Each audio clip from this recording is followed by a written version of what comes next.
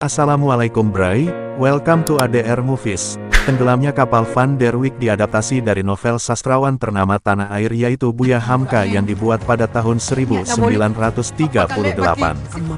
Film bergenre melodrama ini disutradarai oleh Sunil Soraya dan dirilis tahun 2014. Film ini dibintangi beberapa aktor dan aktris papan atas tanah air, seperti Pevita Pierce dan Herjunot Ali sebagai pemeran utama. Film ini berlatar tahun 1930-an, di mana dari tanah kelahirannya Makassar, Zainuddin berlayar menuju kampung halaman ayahnya di Batipo, Padang Panjang. Di sana, ia bertemu dengan Hayati, seorang gadis cantik jelita yang menjadi bunga di persukuannya. Namun, adat dan istiadat yang kuat menghalangi cinta mereka berdua. Zainuddin hanya seorang melarat yang tak bersuku, karena ibunya berdarah Makassar dan ayah berdarah Minang. Statusnya dalam masyarakat Minang yang matrilineal tidak diakui.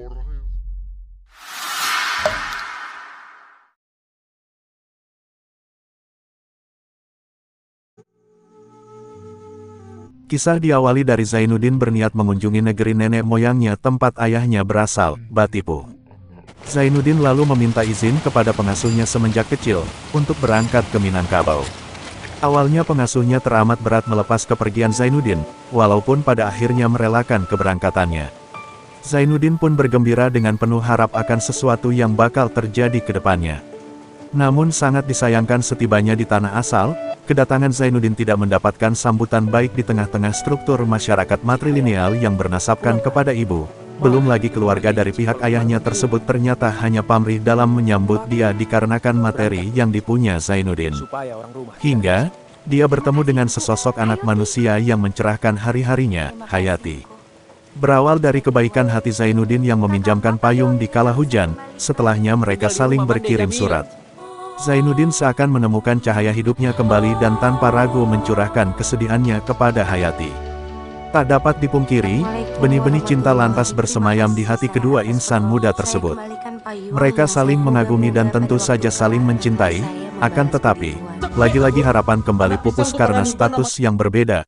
Para tetua Minang tidak menyukai Zainuddin dikarenakan keturunan luar dari Minang. Berbekal janji setia dari Hayati, Zainuddin lalu memutuskan pindah ke Padang Panjang.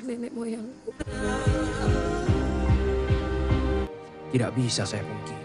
Namun, sekembali dari Padang Panjang, Hayati dihadapkan oleh permintaan keluarganya yang telah sepakat untuk menerima pinangan Aziz, kakak dari Khadijah, sahabatnya. Aziz, yang murni keturunan Minang dan berasal dari keluarga terpandang, lebih disukai keluarga Hayati daripada Zainuddin. Meskipun masih mencintai Zainuddin, Hayati akhirnya terpaksa menerima dinikahkan dengan Aziz, sedangkan pinangan Zainuddin ditolak mentah-mentah dan harapan Zainuddin pun pupus. Zainuddin yang sempat berputus asa dan sakit selama 2 bulan mulai bangkit, ia pergi ke Jawa bersama sahabatnya yang bernama Muluk. Mereka menetap di Batavia sebelum akhirnya pindah ke Surabaya. Di perantauan, Zainuddin menjadi penulis yang terkenal dikarenakan jiwa pengarangnya yang luar biasa, karyanya laku keras, ia pun berangsur menjadi pengarang yang masyhur. Pada saat yang sama, Aziz juga pindah ke Surabaya bersama Hayati karena alasan pekerjaan. Tetapi rumah tangga mereka akhirnya menjadi berantakan, kisruh rumah tangga yang terjadi dikarenakan sikap Aziz yang di luar batas kewajaran. Setelah Aziz dipecat, mereka menumpang ke rumah Zainuddin.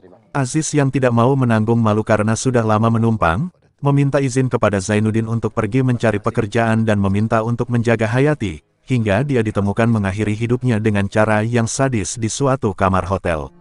Aziz meninggalkan sepucuk surat untuk Zainuddin yang berisi surat untuk melepas Hayati dan permintaan maaf kepada Zainuddin.